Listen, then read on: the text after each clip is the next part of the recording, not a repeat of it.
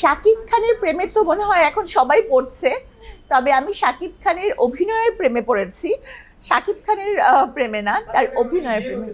আমি মানে শাকিব খানের সাথে কাজ করার ইচ্ছা, মানে এরকম আমি কখনো বলছি বলে আমার মনে হয় না। কারণ হচ্ছে যে ওই আমি বারবারই বলছি যে প্রতিভাটাই আমার নাই।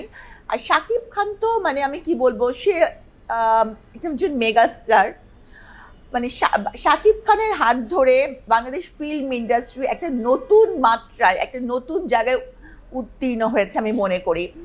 রিসেন্টলি আমি ওনার তুফান মুভিটা দেখেছি। ইট ওয়াজ রিয়েলি রিয়েলি অসম।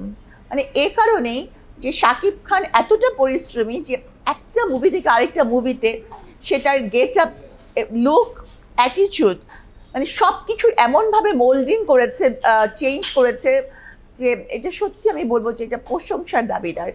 এবং আমি মনে করি যে বাংলাদেশ ফিল্ম ইন্ডাস্ট্রিতে তুফান একটা সত্যিকারের তুফান। আমি তো বললাম তুফান দেখে আমার মনে হয়েছে যে আমি মানে আই এম প্রাউড যে আমাদের দেশে এমন তুফানের মতো ছবি হচ্ছে। এবং ছবি হওয়া মানে কি, ভবিষ্যতে আরও হবে, আরও ইমপ্রুভমেন্ট হবে। এবং শাকিব খান নিশ্চয়ই শাকিব খানকেও ছাড়িয়ে যেতে যাবে, তাই না? কারণ শাকিব খানের প্রতিদ্বন্দ্বী তো শাকিব খানই। তো আমি মনে করি যে আমরা আরও ইনশাল্লাহ ভালো ভালো মুভি পাবো। এবং ইন্টারন্যাশনাল এরেনাতে যে বাংলাদেশও এখন একটা গর্বের জায়গায় দাঁড়িয়ে বলতে পারবে যে আমাদের শাকিব খান আছে। আপু, শাকিব খানের প্রসঙ্গ যেহেতু আসছে বলি, আপনি ছোট থেকে শাকিব খানের অনেক মুভি দেখেছেন। না না না, আমি কিন্তু তার অনেক মুভি দেখিনি। আমি কারাগারে যাওয়ার পরে ওনার আগের মুভিগুলো দেখেছি। আমি আগে I am not a movie person. আসলে আমি আগের পরিচালকদের উদ্দেশ্যে, মানে আমি তো আসলে বললাম যে আমি I am not a movie person, movie সম্পর্কে অত ভালো বলতে পারবো না। কিন্তু বাংলাদেশে কিন্তু আগে বিখ্যাত সব পরিচালক অনেক বিখ্যাত বিখ্যাত সিনেমা বানিয়েছে, তাই না?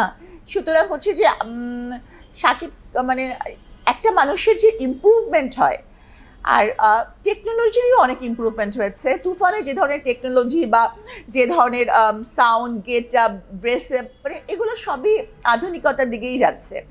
তবে আধুনিক হলেই যে একটা মুভি খুব ভালো হয়ে যায় তা না। এই মুভিটাতে শাকিব খান নিজেও অনেক পরিশ্রম করেছে, এটা পুরোপুরি বোঝা যায়। তার সব কিছুতেই সে একটা নতুন চেঞ্জ নিয়ে এসেছে। তো আসলে আমি একেবারে আনাড়ি এই ব্যাপারে, মুভির ব্যাপারে। তো এ বিষয়ে কোনো ক্রিটিক মন্তব্য রাখা আমার পক্ষে সম্ভব না। আসলে কপি আমি বলবো না। ধরেন একটা একটা কোনো সিকোয়েন্স বা একটা কোনো কিছুর ধরনের সাথে তো আরেকটা মুভির মিল থাকতেই পারে। তার মানে এটাকে যে কপি বলা যাবে সেটা আমার এটা মনে হয়নি। আমার দৃষ্টিতে এটা মনে হয়নি। শাকিব খানের প্রেমে তো মনে হয় এখন সবাই পড়ছে, তবে আমি শাকিব খানের অভিনয়ের প্রেমে পড়েছি। শাকিব খানের প্রেমে না, তার অভিনয়ের প্রেমে।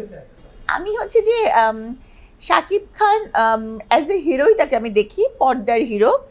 তো পর্দার হিরোকে তো বিয়ে করা যায় না, তাকে শুধু আমরা পর্দাতে মধ্যেই দেখতে পছন্দ করি।